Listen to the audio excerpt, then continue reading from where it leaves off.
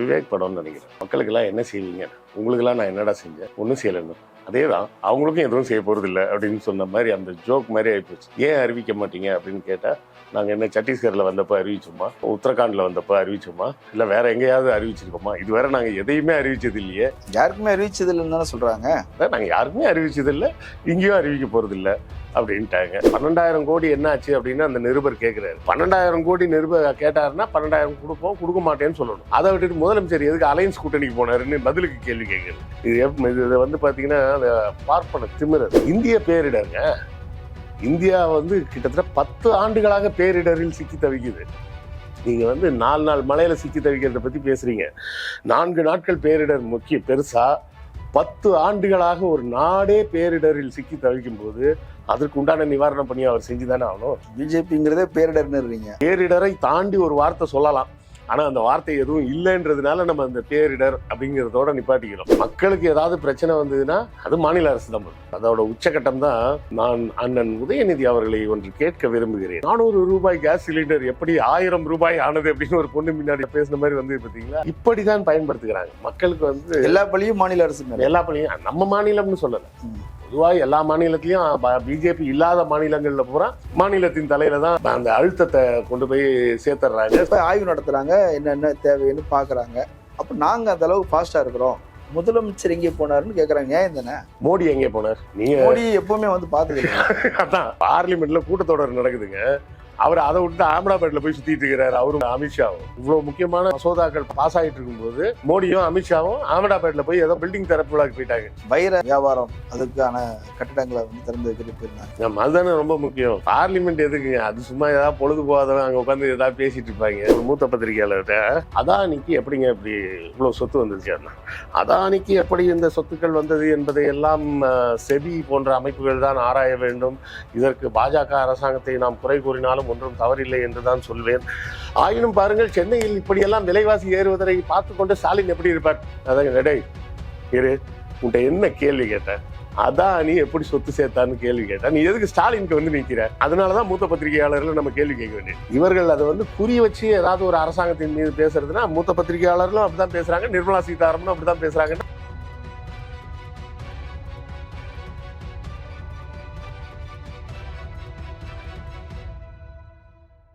அரண்சை நேயர்களுக்கு வணக்கம். நான் மதன் நெறிவலகன். இன்றைய நமது சிறப்பு விருந்தினர் ஆய்வாளர் கிருஷ்ணவேல் அவர்கள். நிறைய விஷயங்கள் நம்ம அவர்கிட்ட விவாதிக்க இருக்கிறோம். அவரை வரவேற்கலாம். வணக்கம். வணக்கம். வணக்கம் மதன். இன்னைக்கு ஒன்றிய நிதியமைச்சர் நிர்மலா சீதாராமன் அவர்கள் பத்திரிகையாளர் சந்திப்பு நடத்தியிருக்கிறாங்க. பல்வேறு கருத்துக்களை சொல்லியிருக்கிறாங்க. காரசாரமாக ரொம்ப ஆவேசமாகவும் பேசியிருக்கிறாங்க. இந்த பேரிடர் அப்படிங்கிறது குறித்து விமர்சனங்கள்லாம் நிறைய சொல்லியிருக்கிறாங்க. குறிப்பாக தமிழ்நாட்டில் ஏற்பட்டிருக்கிற இந்த பாதிப்புக்கு தேசிய பேரிடராக இதை அறிவிக்க முடியாது அப்படின்னு உறுதியாக சொல்லியிருக்கிறாங்க. நீங்க எப்படி பார்க்குறீங்க? ஒரு படத்துல விவேக் படம்னு நினைக்கிறேன். மக்களுக்கெல்லாம் என்ன செய்வீங்க, உங்களுக்கெல்லாம் நான் என்னடா செஞ்சேன், ஒன்றும் செய்யலைன்னு. அதே தான் அவங்களுக்கும் எதுவும் செய்ய போகிறது இல்லை அப்படின்னு சொன்ன மாதிரி அந்த ஜோக் மாதிரி ஆகிப்போச்சு. ஏன் அறிவிக்க மாட்டீங்க அப்படின்னு கேட்டால், நாங்கள் என்ன சத்தீஸ்கரில் வந்தப்போ அறிவிச்சோமா, உத்தரகாண்டில் வந்தப்போ அறிவிச்சோமா, இல்லை வேற எங்கேயாவது அறிவிச்சிருக்கோமா? இதுவரை நாங்கள் எதையுமே அறிவிச்சது இல்லையே. யாருக்குமே அறிவிச்சது இல்லைன்னு தானே சொல்றாங்க. நாங்கள் யாருக்குமே அறிவிச்சது இல்லை, இங்கேயும் அறிவிக்க போகிறது இல்லை அப்படின்ட்டாங்க. வேடிக்கை என்னன்னா, அதே லைவ்ல வந்து 450 கோடி ரூபா கொடுத்துருக்கோம் அப்படின்னாங்க. அது 450 கோடி கொடுத்து தானே ஆகணும். அது வருஷம் வருஷம் கொடுக்கறத கொடுத்துருக்குறோம்ல அப்படின்னு. அதை வச்சு என்ன பண்றது? அதை பத்தாதுன்னு சொல்லி தானே நம்ம கேட்குறோம். கேட்டால் அப்படியே பிளேட்டை திருப்புறது. நாங்கள் வந்து 12ஆம் தேதியே அறிவிச்சிட்டோம் இது மாதிரி மழை வரப்போகுதுன்னு. ஆனால் அந்த மாண்புமிகு முதல்வர் 12,000 கேட்டார், 16,000 கேட்டார். 12,000ன்றது ஜாஸ்தின்னு நாங்கள் சொல்லலை, 16,000 குறைச்சல்னு நாங்கள் சொல்லலை. ஆனால் இதையெல்லாம் கேட்கக்கூடிய முதலமைச்சர் அப்போது மழை பெய்யும் போது எங்கே இருந்தார்? அந்த இடத்துல கவனமாக, நம்மெல்லாம் பேசும்போது எப்படி கவனமாக மத்திய அரசுன்னு சொல்லாமல் ஒன்றிய அரசுன்னு சொல்கிறோமோ அதே மாதிரி அந்த அம்மாவும் ரொம்ப கவனமாக, நீங்கள் அலையன்ஸோட கூட்டத்தில் இருந்தீங்க, இந்தியா கூட்டணின்னு சொல்லலைங்கிறது ஒரு பிரச்சனையாங்க. ஆமாம், ஏன் சொல்ல வேண்டியது என்ன? நீங்கள் சொல்லும்போது சொல்கிறீங்களே எங்களுடைய என்டிஏ அரசு அப்படின்னு நீங்கள் சொல்கிறீங்கல்ல, அப்போ சொல்லும்போது அதையும் சொல்லுங்கள். இந்தியா அலையன்ஸில் இப்போ கூட்டத்தில் இருந்தீங்க அப்படின்னு. இந்தியா அலையன்ஸுன்ற பேரே சொல்ல மாட்டாங்களாம், சொல்லாமே அலையன்ஸ் கூட்டத்தில் இருந்தீங்க, அலையன்ஸ் கூட்டத்தில் இருந்தீங்க அப்படின்னு பேசிகிட்டு இருக்கிறேன். சரிங்க, இப்போ நானே கேட்குறேன். இங்கே வந்து மழை வெள்ளம் பெரிய அளவில் ஒரு பாதிப்பு இருக்குது. முதலமைச்சர் கூட்டணி பேசிட்டு இருந்தார் அப்படிங்கிறது விமர்சனத்துக்குரியது தானே? கண்டிப்பா விமர்சனத்துக்குரியது. முக்கியத்துவம் என்ன அப்படின்னு பாருங்க. முக்கியத்துவம் என்னன்னா, முதலமைச்சர் இங்கே இருந்தால் இங்கே இருக்கும் மக்களுக்கு மட்டும் நல்லது. அவர் இங்க இல்லைனாலும் உதயநிதி முதற்கொண்டு பல மந்திரிகள் அங்க போய் அதுக்கு உண்டான வேலைகளை செஞ்சுட்டாங்க. முதலமைச்சரே போய் செய்யணுமா அப்படின்றத விட அதுக்கு தேவையான வேலைகள் எல்லாமே செய்யப்பட்டு விட்டது. ஆனா முதலமைச்சர் டெல்லியில் இருக்க வேண்டியதன் முக்கியத்துவம் என்ன? இங்க அவர் போனார்னா 4 மாவட்டங்களில் ஏற்பட்ட பேரிடருக்கு மக்களுக்கு ஆறுதலாக இருக்கும். அதாவது அவர் போய் அங்கே போய் என்ன பக்கெட்டாக தண்ணி எடுத்து வாய்க்காலில் ஊற்ற போகிறாரா? அங்கே போய் வேலைகள் நல்லா நடக்குதா அப்படின்றத பார்ப்பாரு. நேராக முதலமைச்சர் வந்திருக்கிறாருன்றதை பார்த்து 4 மாவட்டத்தை சேர்ந்த மக்களும் இந்த பேரிடர் காலத்தில் நம்ம கூட இருக்காரு. இருந்த கொஞ்சம் வேகமாக வேலை நடக்கும்ல. அவர் இல்லைனாலும் வேகமாக வேலை நடக்குங்க. ஏன்னா உதயநிதி அங்கே இருக்காரு. உதயநிதி அங்கே இருப்பதே ஸ்டாலின் அங்கே இருப்பதற்கு சமமான ஒரு விஷயம் தானே, அது எல்லாருக்குமே தெரியும். ஆனால் அவர் டெல்லியில் இருப்பது அதை விட முக்கியம். இந்திய பேரிடருங்க. இந்தியா கிட்டத்தட்ட 10 ஆண்டுகளாக பேரிடரில் சிக்கி தவிக்குது. நீங்க 4 நாள் மழையில சிக்கி தவிக்கிறத பத்தி பேசுறீங்க. 4 நாட்கள் பேரிடர் முக்கிய பெருசா, 10 ஆண்டுகளாக ஒரு நாடே பேரிடரில் சிக்கி தவிக்கும் போது அதற்கு உண்டான நிவாரண பணியை அவர் செஞ்சுதானே ஆகணும். பிஜேபிங்கிறதே பேரிடர்னு. பேரிடரை தாண்டி ஒரு வார்த்தை சொல்லலாம், ஆனா அந்த வார்த்தை எதுவும் இல்லைன்றதுனால நம்ம அந்த பேரிடர் அப்படிங்கிறதோட நிப்பாட்டிக்கிறோம். நல்லா யோசிச்சுங்க. நல்லா ஒரு 4 நாட்கள் மழை பெஞ்சு பேரிடர் சிக்கிட்டாங்க. இன்னும் நிவாரண பணிகள் நடந்துக்கிட்டு தான் இருக்கு. பல்வேறு தோழர்கள் களத்தில் இருக்காங்க, வேலையை செய்கிறாங்க. அதெல்லாம் ஒரு பக்கம் இருக்கட்டும். ஆனால் 10 வருட தேசிய பேரிடரை சரி பண்ணணும்னா வேற என்ன பண்ணுறது? கண்டிப்பாக போய் தானே ஆகணும். இப்போ வேற பிரச்சனை என்னன்னா, எதுவும் பார்லிமெண்ட்ல கேள்வி கூட கேட்கக்கூடாதுன்றாங்களே.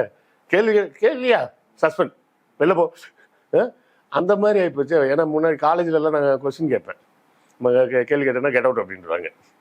அதே மாதிரி காலேஜில் நடக்கிற மாதிரியே பண்ணுறாங்களே. நம்ம கொஞ்சம் குதர்க்கமாலாம் கேள்வி கேட்க மாட்டோம், கொஞ்சம் வித்தியாசமாக கேள்வி கேட்போம். அதனால கிளாஸை விட்டு வெளியே போகும்பாங்க. இவங்க பார்லிமெண்ட்டை விட்டே வெளியே போன்றாங்க. நம்மலாம் கேள்வி கேட்டோம்னா நாட்டை விட்டே வெளில போ அப்படின்றாங்க.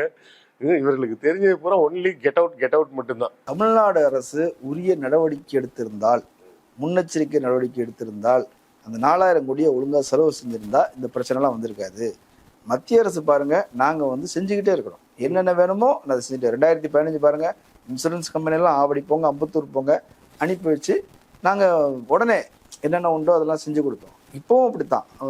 இப்போ இராணுவ விமானங்கள் அனுப்பியிருக்கிறோம், கடற்படை விமானங்கள் அனுப்பியிருக்கிறோம். 9 ஹெலிகாப்டர்கள் போய் வேலை செஞ்சுருக்கிறாங்க, மீட்பு பணிகள் செஞ்சுருக்கிறாங்க. சிறுவைகுண்டம் ரயிலில் இருந்து மக்களை மீட்கிருக்கிறாங்க. இப்படி 7000 பேர் மக்களை மீட்கிருக்கிறோம். இப்படி நிறைய செஞ்சுருக்கிறோம். எங்கள் வேலையை நாங்கள் செஞ்சுட்டு தான் இருக்கிறோம். நாங்கள் எங்களை யாரையும் குறை சொல்லலை, எங்களையும் குறை சொல்ல வேண்டிய அவசியம் இல்லை. ஆனால் நீங்கள் என்ன பண்ணுறீங்க, பத்திரிகையாளர்களை அவங்க சொல்கிறாங்க, அவங்க ஏதாவது சொல்லி விடுறாங்க, அதை நீங்கள் என்கிட்ட கேட்குறீங்க அப்படின்னு ரொம்ப வருத்தப்பட்டு பேசுகிறாங்க இல்லையா? அவங்க அம்மா எப்பவுமே கேள்வி கேட்டால் வருத்தம் தானே போடுவாங்க.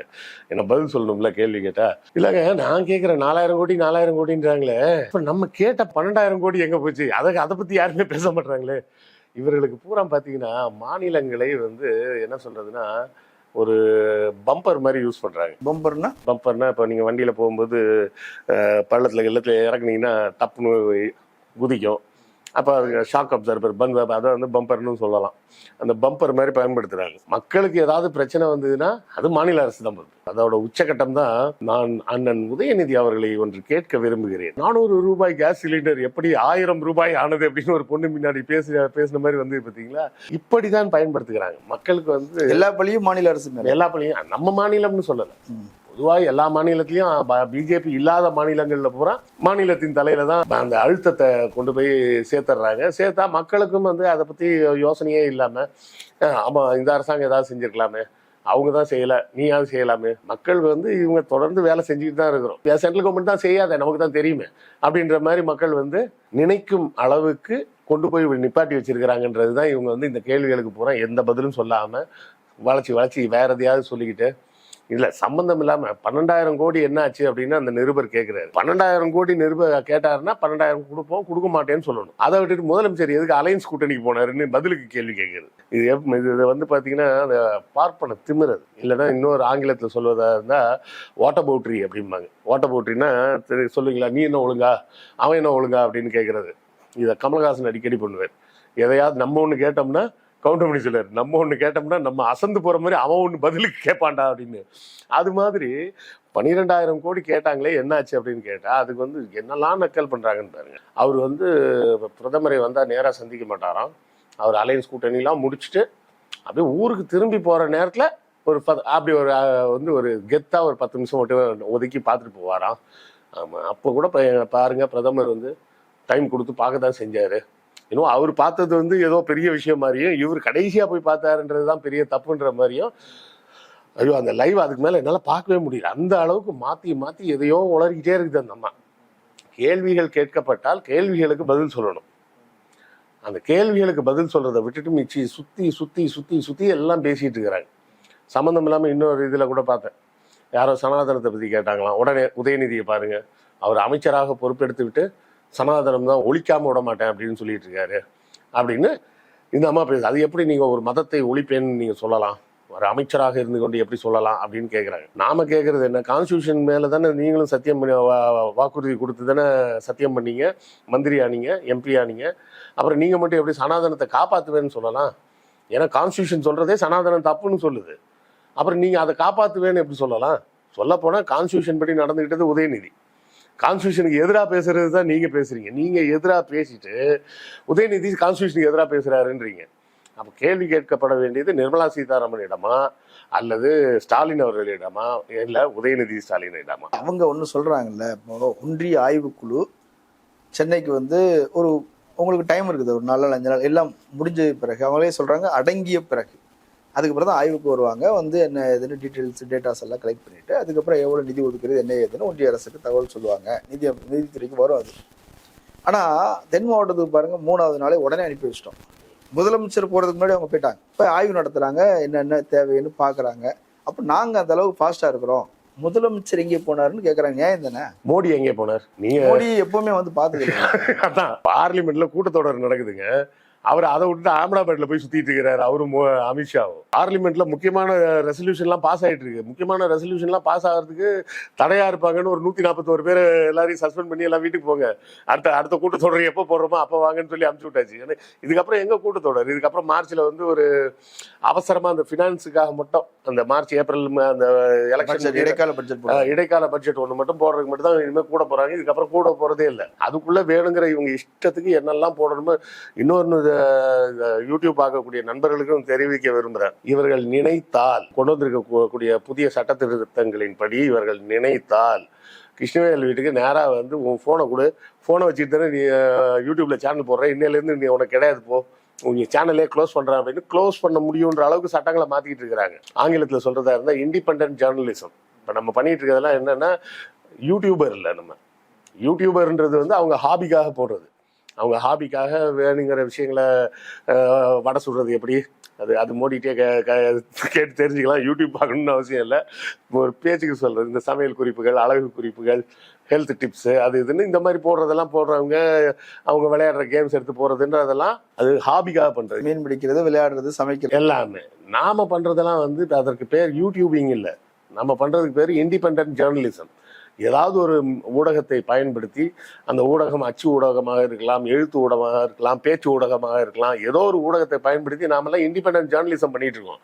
அந்த இண்டிபெண்டன்ட் ஜேர்னலிசத்துக்கு ஆப்படிக்கிற மாதிரி சட்டத்திட்டங்களெல்லாம் மாத்திக்கிட்டு இருக்கிறாங்க. அதெல்லாம் நம்ம யாருமே கேள்வி கேட்கறது இல்லை. கேள்வி கேட்கறது எல்லாத்தையும் விட்டுட்டு இந்தியா கூட்டணி மீட்டிங்கு இவர் ஏன் போனாரு, இந்தியா கூட்டணி மீட்டிங்கு ஏன் இவர் போனாரு, 141 எம்பியை வந்து சஸ்பெண்ட் பண்றீங்க. அது எவ்வளவு பெரிய மோசமான ஒரு செயல். கிட்டத்தட்ட more than 20% of the MP. Okay, இப்போ இந்த வானிலை ஆய்வு மையம் குறித்து நிறைய விமர்சனம் வந்திருக்கு. இப்போ தமிழ்நாடு அரசு என்ன சொல்லுது, மிக கனமழைன்னு சொன்னாங்களே தவிர எவ்வளவு பெய்யும், அதோடைய கொள்ளளவு எவ்வளவு, அதோட தாக்கம் என்னெல்லாம் இருக்கும், என்னெல்லாம் செய்யணுங்கிறதுக்கு எந்த தயாரிப்பும் செய்வதற்கான விவரங்கள் எங்களுக்கு தரவே இல்லை. அடுத்தது என்ன சொல்றாங்க, ரொம்ப தாமதமாக செய்தி வந்து இந்த 2 குற்றச்சாட்டை தமிழ்நாடு அரசு தரப்புலன்னு சொல்றாங்க.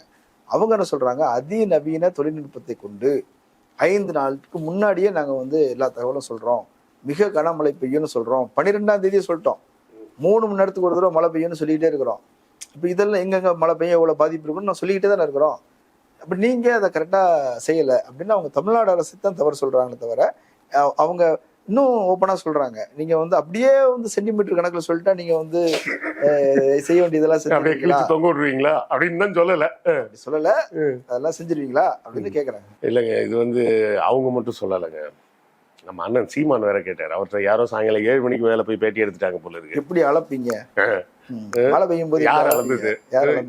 யாரும் கொடை பிடிச்சிட்டு போய் அளந்தீங்களா அப்படின்ற ரேஞ்சுக்கு அவரு பதில போட்டு விட்டுருக்காரு. கொஞ்சம் அறிவாளின்றதுனால அந்த மாதிரி பேசுறேன். ஏன்னா இல்ல அறிவாளின்றதுல அவர் ஒரு 7 மணிக்கு மேல போய் பேட்டி எடுத்திருப்பாங்க. அந்த 7 மணிக்கு மேல பேட்டி எடுத்தாலே இது ஒரு கொஞ்சம் சிக்கல். வேற எதுவும் நீங்க நினைச்சுக்காதீங்க. அவர் வேறு பல சிந்தனைகள்ல இருப்பாரு. நாளைக்கு எங்க போறது, என்ன மாதிரி பேசுறது, என்னென்ன மக்கள் பணிகளில் ஈடுபடுவது அப்படின்றத பத்தி சிந்திச்சுட்டு இருப்பாரு. நான் 7 மணிக்கு மேலன்னு சொன்னோடனே உங்க சிந்தனையெல்லாம் மோசமா போச்சுன்னா அதுக்கு நான் பொறுப்பு இல்லை. அது மாதிரி இவங்க வந்து நாங்கள் சொல்லிட்டா மட்டும் நீங்கள் செஞ்சிருவீங்களா அப்படின்னு இவங்க கேட்குறாங்க. ஏங்க நீங்கள் வந்து மீட்ராலஜிக்கல் டிபார்ட்மெண்ட்டுன்னு இருக்குன்னா உங்களுக்கு ப்ரெடிக்ட் பண்ண தெரியணுமே, ப்ரெடிக்ஷன் கொடுக்கணும். புயல் வரட்டேன்னு தானே சொல்கிறாங்க. ஏங்க மழை வரும்னா தான் அது என் பையன் சொல்லுவானு, என் பையன் கூட சொல்லுவானா, இந்த பக்கத்து வீட்டில் இருக்க குட்டி பாப்பா சொல்லும் ரெயின் கோவே அப்படின்னு. மழை வரும்னு சொல்கிறதுக்கு பேர் வந்து மீட்ராலஜிக்கல் டிபார்ட்மெண்ட்டா? மிக கனமழை வரும்னு மிகன்றது நம்பர்னு ஒன்று இருக்குங்க. ஆங்கிலத்தில் ஒரு பழமொழியாக இருக்கு, if you cannot count it you cannot control it. ஒரு விஷயத்தை நீங்கள் கண்ட்ரோல் பண்ணணும்னா அதை கவுண்ட் பண்ண முடியணும். இருக்கிற டேட்டாவை வச்சு நீங்கள் ப்ரெடிக்ஷன் கொடுக்கணும். 12 சென்டிமீட்டருக்கு குறையாமல் மழை வரும், 20 சென்டிமீட்டருக்கு குறையாமல் மழை வரும், 40 சென்டிமீட்டருக்கு குறையாமல் மழை வரும். இதை நீங்கள் ப்ரெடிக்ட் பண்ணணும். அதுக்கு தானே மீட்ராலஜிக்கல் டிபார்ட்மெண்ட்னு ஒன்று இருக்கு. அதுக்காக தானே அதை படிச்சு வந்திருக்கிறீங்க. அது வேற மீட்ராலஜிக்கல் அதுக்கு இருக்கக்கூடிய படிப்பை படிச்சுட்டு அதுக்கு உண்டான வல்லுநர்களாக தானே அங்கே உள்ள வந்து உட்கார்ந்துருக்கீங்க. இப்போ இந்த வெதர்மேன் ஜான்லாம் கூட ப்ரெடிக்ஷன் கொடுக்குறாப்புல, அவரு நம்பர்ஸோட கொடுக்குறாரு. அதுக்காக வந்து நான் வந்து எப்பவுமே இந்த தனி மனிதர் ஒரு சிங்கிள் மேன் வந்து எப்படி பண்றான் பாருங்க அப்படின்னு சொல்றத வந்து பாராட்டக்கூடிய ஆள் கிடையாது. ஏன்னா அது வந்து தவறான விஷயம். அப்போ அவரு ஜான் இல்லைன்னா அப்புறம் வேற யார் வருவா? சரிங்களா? அது வந்து ஒரு நிறுவனமாக இருக்கணும். அந்த நிறுவனத்தில் பலர் இருப்பாங்க. ஒருத்தரோட எக்ஸ்பீரியன்ஸை அப்படியே கடத்தப்படும். அடுத்தடுத்த ஜென்ரேஷன் ஆஃபீஸர்ஸ் வரும்போது அந்த பழைய டேட்டாஸ் எடுத்து பார்ப்பாங்க. அவங்க எப்படி ப்ரெடிக்ட் பண்ணாங்கன்றதை பார்ப்பாங்க. அந்த புயலின் வேகம் என்னன்றதை பொறுத்து, அதன் கொள்ளளவை பொறுத்து இவ்வளோ மழை வர்றதுக்கு வாய்ப்பு இருக்குது அப்படின்றத இன்னும் சரியாக அவங்க ப்ரெடிக்ட் பண்ணியிருந்தால் இதுக்கு மேலேயும் இன்னும் கொஞ்சம் காஷியஸாக நம்ம வேலை செஞ்சுருக்க முடியும். ஆனால் எனக்கு தெரிஞ்சு இதுக்கு மேலே வேலை செய்ய முடியாதுங்க. 36 மணி நேரம் விடாமல் மழை பெஞ்சு சுமார் 47 சென்டிமீட்டர் மழை ஒரே சிட்டிக்குள்ளே பெஞ்சிருக்கு. அடுத்த 36 மணி நேரத்தில் சிட்டி நார்மலுக்கு வந்துருச்சு. 85% சிட்டி நார்மலுக்கு வந்துருச்சு, பள்ளிக்கரணை ஏரியாவை தவிர. அங்கே ஏரி உடைச்சது தான் காரணம். அந்த ஏரி ஏன் உடைஞ்சதுன்றதை நம்ம ஏற்கனவே பேசிட்டோம். அப்போது நல்லா யோசிச்சு பாருங்க, இவ்வளோ வெறும் 36 மணி நேரத்தில் ஒரு அரசாங்கத்தால் இவ்வளோ பெரிய பேரிடர்ல இருந்து மக்களை மீட்டு நார்மல் வாழ்க்கைக்கு கொண்டு வர முடியும்னா, சரி அதை நான் கூட சொல்லலைங்க இவ்வளோ வேகமாக செஞ்சாங்கன்னு. செஞ்சதே அதை சொன்னதே வந்து ஒன்றியத்திலிருந்து வந்த ஆய்வு குழு தான் சொல்லியிருக்கிறாங்க. அந்த ஒன்றியத்திலிருந்து வந்த ஆய்வு குழு மழை பெய்யும்போதே வந்திருக்கணுமே. இப்போ மட்டும் வந்துட்டோம் நாங்கள் அனுப்பிட்டோன்றாங்களே, எங்கே அனுப்பியிருக்காங்க? மழையெல்லாம் நின்னதுக்கு அப்புறம் தான் வந்திருக்கிறாங்க. இல்லை, மழை நின்ன பிறகு தானே வர முடியும். அவங்க இன்னும் சொல்றாங்க தண்ணி வடிஞ்ச பிறகுதான், அடங்கிய பிறகுதான் நாங்கள் வர முடியும். அடங்கிய பிறகு எவ்வளவு உயரம் தண்ணி நின்றுதுன்னு எப்படி கண்டுபிடிப்பீங்க? முதல்ல தண்ணி பெய்யும் போதே வர வேண்டியது தானே. அதுக்கெல்லாம் வரமாட்டாங்களாம். இருக்கிறவனை மட்டும் குறை சொல்லுவாங்க. நான் தான் சொன்னேன், எப்பவுமே இங்கே மாநில அரசாங்கங்களை ஒரு குஷன் மாதிரி பயன்படுத்திக்கிறாங்க. தனக்கு விழ வேண்டிய அடியெல்லாம் மாநில அரசாங்கம் வாங்கணும். புகழ் மாலை ஏதாவது கிடைக்கும்னா அது எங்களுது அப்படின்னு நாங்கள் எடுத்துக்கணும். அந்த வேலையை தான் பண்ணிட்டு இருக்கிறாங்க. இதை தொடர்ந்து மக்கள் வந்து புரியாம அதை வந்து என்ன சொல்றது, மக்களுக்கு இதையெல்லாம் புரிய வைப்பது தான் நம்மளுடைய வேலையாக இருக்கணும். அதான் சொன்ன இவ்வளவு முக்கியமான மசோதாக்கள் பாஸ் ஆகிட்டு இருக்கும்போது மோடியும் அமித்ஷாவும் அகமதாபாத்ல போய் ஏதோ பில்டிங் திறப்பு விழாக்கு போயிட்டாங்க. வைர வியாபாரம் அதுக்கான கட்டிடங்களை வந்து திறந்து வைக்கிறது போயிருந்தாங்க. அப்புறம் வாரணாசி போய் சாமிலாம் கும்பிட்டாங்க. அதுதானே ரொம்ப முக்கியம். பார்லிமெண்ட் எதுக்குங்க? அது சும்மா ஏதாவது பொழுது போகாதவன் அங்க உட்காந்து ஏதாவது பேசிட்டு இருப்பாங்க. சரி, இன்னொரு குற்றச்சாட்டு சொல்லியிருக்கிறாங்க. நீங்க வந்து இந்த வடிகால் அமைப்புகள் 92% வேலை முடிந்து விட்டது, பெரும்பான்மை வேலை முடிந்து விட்டது, ஒரு சொட்டு தண்ணி நிற்காதுன்னு ரொம்ப பெருமையா பேசுனீங்கல்ல. அப்புறம் எப்படி தண்ணி நின்றுச்சு? அப்புறம் என்ன சொல்றீங்க, 42% பணி செஞ்சிருக்கிறோம் 4000 கோடியில 42. அப்புறம் எப்படி நம்பர் மாறும்? 92% சொன்னீங்க. அப்புறம் மழை வந்து தண்ணி நின்ன உடனே 42% வேலை செஞ்சிருக்கோன்னு சொல்றீங்க. ஏன் இப்படி மாற்றி மாற்றி பேசுறீங்கன்னு கேட்குறாங்க. ஏங்க, நான் 90% வேலை முடிஞ்சிச்சுன்னு யாருங்க சொன்னது? கட்சிக்காரங்க சொல்லியிருப்பாங்கங்க. எந்த அதிகாரப்பூர்வ அறிக்கையிலையும் நாங்கள் வந்து 92% வேலையை முடிச்சிட்டோம்லாம் சொல்லலை. அளவு முடிஞ்சதுக்கப்புறம் அப்போ என்னதான் வேலை நடந்திருக்குன்னு கேட்டப்பதான் என்ன வேலை நடந்திருக்குன்னு சொன்னாங்க. அதுவும் அது 4000 கோடி இல்லை, அது 5600 கோடி. அதுலேயே நம்பரில் வேற குழப்பம். செஞ்சு முடித்த பணிகள் எவ்வளவு அப்படின்னு கேட்டிருக்காங்க. முக்கியமான பகுதிகளில் பூரா செஞ்சு முடிச்சிட்டாங்க. இருக்கிறது பூரா ரொம்ப அவுட்டரில் இருக்கக்கூடிய பகுதிகளில் உள்ள வேலைகளாக தான் இருக்குமே தவிர வேலையே நடக்கல, வேலை நடக்காம இந்த தண்ணி வடியவே வடியாது. இன்னும் கூட வேலை செய்யலாம்னா இன்னும் எவ்வளவு வேணா வேலை செய்யலாம் நம்ம சொல்லிக்கிட்டே இருக்கலாம். இன்னும் சொல்ல போனா கடலையே போய் ஆழமாக்கலாங்க. முட்டா அடுத்தால அதுதான் சொல்லுவாங்க, அந்த நதியின் முகத்துவாரம் இருக்குல்ல, அந்த நதி போய் சேரக்கூடிய இடம், அந்த இடத்த ஒரு 50 மீட்டர் ஆழம் தோண்டி வைங்க, தண்ணி வேகமா உள்ள விழுந்துரும் அப்படின்னு. இந்தோனேசியாவில் அந்த மாதிரி ஒன்று செஞ்சிருக்கிறாங்க, செஞ்சு சோரெல்லாம் கட்டியிருக்கிறாங்க கடல் தண்ணி உள்ள வராமல் இருக்கிறதுக்கு அப்படின்னு சொல்லி. அதுக்கப்புறம் இந்த சுனாமி வந்த பிறகு தண்ணி எல்லாம் உள்ள வந்த பிறகு வெளியவே போலையாம். அப்புறம் குடி தண்ணீர் போர் எல்லாமே வந்து உப்பு தண்ணியா மாறி அதான் ஆகும் அப்படின்னு சொல்றாங்க. இதெல்லாம் ரிஸ்கான வேலை. நீங்க ஒரு ஆலோசனைங்கிற பேர்ல இல்ல, நான் சொல்லலைங்க, வேற யாரும் சொல்லிக்கிட்டு இருக்காங்க, வேறு சில சொல்லிட்டு இருக்காங்க சொல்றாங்க. அதுல இல்ல அது என்ன நடக்கும் அப்படின்னு பாத்தீங்கன்னா, அது மாதிரி எல்லாம் குழி தோண்டினாங்கன்னா கடல் தண்ணி உள்ள வந்துடும். ஆமா, உள்ள வர்றது மட்டும் இல்ல, இந்த ஓதம்னு சொல்றாங்க பாத்தீங்களா, ஹை டைட் லோ டைடு. இதுல ஹை டைடு வந்து எப்பவுமே ஜாஸ்தி ஆயிடும், லோ டைடு வராது. லோ டைடு வந்தாதான் ஆத்து நீர் வந்து கடலுக்குள்ள போகும். சென்னை இப்போ நம்ம சென்னை புயல்ல நடந்த பிரச்சனையே அந்த புயல் நகரலன்றது தான். சாதாரணமாக புயல் வந்ததுன்னா 40 கிலோமீட்டர் ஸ்பீடு, 100 கிலோமீட்டர் ஸ்பீடில் போகும். அப்படி போகும்போது 2 மணி நேரம் 3 மணி நேரம் தான் மழை பெய்யும், அதோட போயிடும் நமக்கு. இது வந்து வெறும் 10 கிலோமீட்டர் ஸ்பீடில் தான் போயிருக்கு. 10 கிலோமீட்டர் ஸ்பீட்னா என்ன அர்த்தம் யோசிச்சு பாருங்க. நம்ம நடந்து போகிறத விட மெதுவாக போயிருக்குது. நம்ம நடந்து போனாலே 1 மணி நேரத்தில் 10 கிலோமீட்டருக்கு மேலே நடந்து போயிடலாம். அப்போ நம்ம நடந்து போகிற ஸ்பீடை விட மெதுவாக அந்த புயல் சென்னையை கடந்திருக்குன்னா அதுதான் நின்று அப்படியே மொத்தமாக பெஞ்சு தீர்த்துட்டு போயிருச்சு. அதோட ஸ்பீடு இன்னும் ஜாஸ்தியாக இருந்திருந்தா அது 20 சென்டிமீட்டர் 25 சென்டிமீட்டருக்கு மேலே மழை பெஞ்சிருக்காது, தண்ணி நின்றே இருக்காது, எல்லாமே பெஞ்ச வேகத்துக்கு எல்லாமே வடிஞ்சு போயிருக்கும். அது நின்று நிதானமாக பெஞ்சு முடிச்சுட்டு போனதுனால தான் இவ்வளோ பிரச்சனையே. சரி, ஓகே. அப்படின்னா இனி வருங்காலங்களில் இது போன்ற பெருமழைகள் பெய்யும், 100 சென்டிமீட்டர் 150 சென்டிமீட்டர்லாம் அங்கே சாதாரணமாக பெய்யக்கூடிய காலம் வரும் அப்படின்னு பொதுவாக சூழலியல் வல்லுநர்கள் ஆய்வாளர்கள் சொல்றாங்க. அதை பார்க்குறோம். இப்போ மேக வெடிப்புங்கிறதெல்லாம் நடக்குது. இந்த பெரிய மழை ஒரு வருஷத்துல பெய்யுற மழை ஒரே நாளில் பெய்யுது. இதை எதிர்கொள்வதற்கான திறன் கட்டமைப்பு நம்மகிட்ட இருக்குதா? நம்ம கிட்ட இல்லைங்க, யாருக்கிட்டையுமே கிடையாது. அதனால தாங்க அதுக்கு பேரே இயற்கை பேரிடர். நாளைக்கு ஒரு பூகம்பம் வருதுன்னு வச்சுக்கீங்க, இதை ஏன் முன்கூட்டியே கணித்து ஸ்டாலின் அரசாங்கம் தயாராக இருக்கவில்லை அப்படின்னு கேட்கறதுக்கு சில 4 லூசுங்க இருப்பாங்க. அதற்கு பேர் எதுக்குங்க இயற்கை பேரிடர்னு வைக்கிறாங்க? அது இயற்கையா நடக்கும், அதை ஒன்றும் பண்ண முடியாது. அதுல இருந்து எப்படி வேகமாக மீண்டு வருவதுன்றது தான் பார்க்கலாமே தவிர இயற்கை பேரிடரை நீங்க எப்படி நிப்பாட்டுவீங்க? ஐயோ இப்படி வெயில் அடிக்குது, ஸ்டாலின் அரசாங்கம் தூங்குகிறதா அப்படின்னு யாராவது ஒரு மூத்த பத்திரிகையாளர் கேட்டாலும் கேட்பாரு. மூத்த பத்திரிகையாளர் இல்ல, நிறைய மூத்த பத்திரிகையாளர்கள் அது மாதிரி கேட்கறாங்க.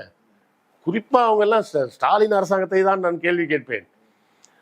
ஒரு தடவை ஒரு மூத்த பத்திரிகையாளர்கிட்ட, அதானிக்கு எப்படிங்க இப்படி இவ்வளவு சொத்து வந்துச்சு, அதானிக்கு எப்படி இந்த சொத்துக்கள் வந்தது என்பதை எல்லாம் செபி போன்ற அமைப்புகள் தான் ஆராய வேண்டும், இதற்கு பாஜக அரசாங்கத்தை நாம் குறை கூறினாலும் ஒன்றும் தவறில்லை என்றுதான் சொல்வேன்.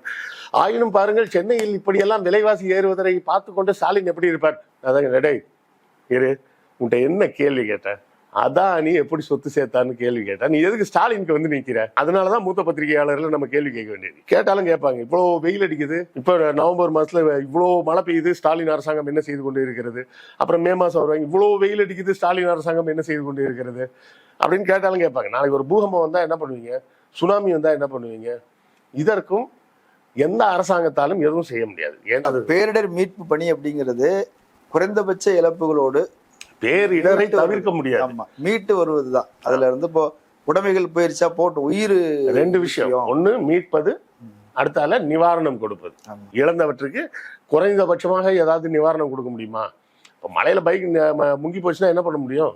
ஒன்றும் பண்ண முடியாது. மறுபடியும் பைக்கை தொடச்சி கிடைச்சி ரிப்பேர் பண்ணி ஓட்டருக்கு வைக்கிறதுக்கு என்ன செய்ய முடியுமோ அதைத்தான் செய்யணும். அதைத்தான் செய்ய முடியும்ன்றது தான் இயற்கையான ஒரு விஷயம். இவர்கள் அதை வந்து குறி வச்சு ஏதாவது ஒரு அரசாங்கத்தின் மீது பேசுறதுன்னா, மூத்த பத்திரிகையாளர்களும் அப்படிதான் பேசுறாங்க, நிர்மலா சீதாராமனும் அப்படிதான் பேசுறாங்கன்னா, அவப்பெயர் ஏற்படுத்த வேண்டும் என்ற நோக்கத்தோடு பேசுறாங்க அப்படின்றா. அப்ப இவங்க 2 பேருமே ஒண்ணுதான்னு எனக்கு தோணுது. அந்த அம்மா ஆக்சுவலாவே பட்ஜெட் போடும்போது அல்வாவை கிண்டவே செய்வாங்க, இவங்க வாயாலேயே அல்வா கிண்டுறாங்க. மோடிஜி வாயாலே வடை சுடுறாரு, இப்படி எல்லாருமே வாயாலே பண்ணிட்டு இருக்கிறாங்க. அப்புறம் நம்ம சித்தப்பா கையாலே தோசை சுடுவாரு. இதெல்லாம் என்ன செய்யறது? சொல்றாரு ஒரு மூத்த பத்திரிகையாளர், 2015 பல்வேறு தொண்டு நிறுவனங்கள் உள்ள வந்தாங்க, அவங்க ஸ்டிக்கர் ஒட்டினாங்க, இல்லைன்னு சொல்ல, ஆனா பொருளை கொண்டு போய் சேர்த்துட்டாங்க. இவர்கள் தன்னல குழுக்க உள்ளேயே சேர்க்கவே இல்லை, தன்னல குழு சேர்க்க வேண்டிய வேலையே இல்லை. பேரிடரிலிருந்து நாடு மீண்டு எல்லாரும் வேலைக்கு போயிட்டாங்க. வேலைக்கு போனதுக்கு அப்புறம் எதுக்கு என்ஜிஓ வரலன்னு கேட்டுக்கிட்டு இருந்தாங்கல்ல. நான் சில இடத்துல பேசும்போது என்ன சொன்னாங்கன்னா, முதல்ல சொல்லும் போது என்னன்னா, நாங்க நுழைய முடியல, தண்ணீர் இருந்தது. அது படகு மூலமாக தான் போக முடியுங்கிற நிலைமை இருந்தது. தண்ணீர் வடிந்த பிறகு நாங்கள் போனோம், உடனடியாக வேலை செஞ்சோம். எங்களுடைய அனுபவத்தில் என்னன்னா, ஒரு பேரிடர் மீட்பு பணி அப்படின்றது ரொம்ப விரைவாக முடிஞ்சிருச்சு அப்படின்னு மகிழ்ச்சியோட நாங்கள் போகிறோம் அப்படின்னு சொன்னாங்க. 2015 அந்த காலகட்டத்திலலாம் 3 வாரம் 4 வாரம் வரைக்கும் கூட வந்து பல இடங்கள் வெள்ளத்துல கிடந்தது. மீட்கிற இல்ல, நான் இருந்த பகுதியே 1 வாரத்துக்கு மேல இருந்தது. அதாவது இப்ப இந்த முறை பாத்தீங்கன்னா அந்த ரோட்ல எல்லாம் தண்ணியே நிக்கல. இவ்வளவுக்கும் சொல்ல போனா 47 சென்டிமீட்டர் மழை பெஞ்சிருக்கு. நான் சொல்லக்கூடிய அந்த காசி தியேட்டர் பக்கத்துல ஒரு சிக்னல் வரும். அந்த சிக்னல்ல இருந்து பாத்தீங்கன்னா லெஃப்ட்ல ஒரு ரோடு போகும், பிள்ளையார் கோயில் ஸ்ட்ரீட்னு சொல்லுவாங்க. அதுக்கு பக்கத்துல தான் என்னோட வீடுன்னு வைங்களேன். இந்த முறை அவ்வளவு மழை பெஞ்சும் அந்த ரோட்ல தண்ணி இல்லை. நான் சொல்றேன் 2015 அந்த ரோட்ல தண்ணி இருந்ததுங்க, முட்டிக்கு மேல தண்ணி இருந்தது. எத்தனை நாள்? 4 நாள் இருந்தது. 4 நாள். அது வந்து உயரமான ரோடு. அது அந்த ரோட்ல வந்து 2015 20 சென்டிமீட்டர் மழைக்கே வந்து முட்டிக்கு மேல தண்ணி வந்துருச்சு. ஏன்? அது வந்து பேரிடர் கிடையாது, அது அம்மையார் பண்ண கூத்து. அம்மையார் சும்மா இல்லாம நல்லா படுத்து தூங்கிட்டு, உறக்கம் வந்தா தூங்க வேண்டியதான், இல்லைன்னு சொல்லல. அவங்க பாட்டு நல்லா குப்புற அடிச்சு படுத்து தூங்கிட்டாங்க. தூங்குனதுல ஆபீசருங்களும் ரொம்ப அறிவாளிங்க. அம்மா எந்திரிச்சதுக்கப்புறம் போய் பர்மிஷன் கேட்போம்னு வெளியே நின்றுட்டு இருந்திருக்காங்க. ஒரு வழியா அந்த அம்மா எந்திரிச்சு வந்து என்ன பண்ணா திறக்கணும், திறந்துக்கோப்போ அப்படின்னு சொல்லிட்டு போய் திருப்பியும் படுத்துட்டாங்க. ஐயோ, ராத்திரி 2 மணிக்கே சொல்லிட்டாங்க. சரி திறந்து விடுன்னு 2 மணிக்கே திறந்து விட்டாங்க. என் மக்களுக்கும் சொல்லலை, ஒன்றும் சொல்லலை. இல்லை, திறந்தது நான் தப்புன்னு சொல்லலை. அவர்களின் கவனக்குறைவால் இன்னும் ஒரு 2 மணி நேரம் அந்த அம்மா தூங்கி இருந்ததுன்னா செம்பரம்பாக்கம் ஏறி உடஞ்சிருக்கும். எந்த கட்டுப்பாட்டுக்குள்ளேயும் இருந்திருக்காது, யார் கட்டுப்பாட்டுலையும் இருந்திருக்காது. இதை விட பெரிய பேரிடராக மாறினது மட்டும் இல்லாமல் அதுக்கு அந்த தொடர்ந்து வந்த ஆண்டு இருக்க 2016 ஃபுல்லாக சென்னையில் குடிக்க தண்ணி கூட இருந்திருக்காது. ஏன்னா செம்பரம்பாக்கம் ஏரியும் சென்னை குடிநீர் அனுப்புவதில் ஒரு பங்கு வகிக்குது, 3ல் 1 பங்கு. அது மொத்தமாக 1/3 தண்ணியே கட்டாயிடும். ஊரில் தண்ணியே இருந்திருக்காது, தண்ணி தட்டுப்பாடு வந்திருக்கும் அடுத்தால. நல்ல வேளை அதெல்லாம் நடக்கலைன்னு நினச்சி சந்தோஷப்பட்டுக்கிட்டு இருக்கிறோம். இங்கே அதான் நம்ம சொல்கிறோம், நாட்கணக்கில் இல்லை, மணிக்கணக்கில் நிவாரண பணிகள் முடிஞ்சு. அந்த டைமில் வந்தாங்கன்னா 5 நாளுக்கு மேலே ஆனதுக்கு அப்புறமும் தண்ணி வடிகலைன்றப்ப தான் 5ஆவது நாள் தான் உள்ளே வர்றாங்க. இங்கே தான் 1.5 நாள்லேயே முடிஞ்சிருச்சு, அவங்க வேலையை முடிச்சாச்சு. இவ்வளோ ஃபாஸ்ட்டாக செய்ய முடியும்னு நாங்கள்லாம் எதிர்பார்க்கவே இல்லை அப்படின்னு நான் சொல்லலை. ஒன்றிய அரசியலிருந்து வந்த கண்காணிப்பு குழு தான் சொல்லிட்டு போயிருக்கிறாங்க. நிகழ்ச்சியின் இறுதி பகுதிக்கு வந்துட்டோம். நிறைய உங்களுடைய விமர்சனங்களையும் கருத்துக்களையும் சொல்லியிருக்கிறீங்க. மக்கள் பரிசீலிக்கட்டும். கலந்து கொண்ட கருத்துக்களை பகிர்ந்து நன்றி. நன்றி. நேர்களை மற்றொரு விருந்தினரோடு மீண்டும் சந்திக்கலாம். நன்றி. அரண்சை நண்பர்களுக்கு வணக்கம். அரண்சை ஊடகம் சுயேட்சையாக இயங்குவதற்காகவே உருவாக்கப்பட்டது. நாம் செய்கிற வேலை உண்மையிலேயே மக்களுக்காக செய்கிறோம் என்பதை நீங்கள் நம்பினால், வாய்ப்பு இருந்தால் இந்த ரேசர் பே QR கோடுக்குள்ளே நீங்கள் வந்து அதை ஸ்கேன் பண்ணி எங்களுக்கு உங்களால் இயன்றதை விருப்பம் இருந்தால் ஆதரவு தெரிவிக்கலாம்.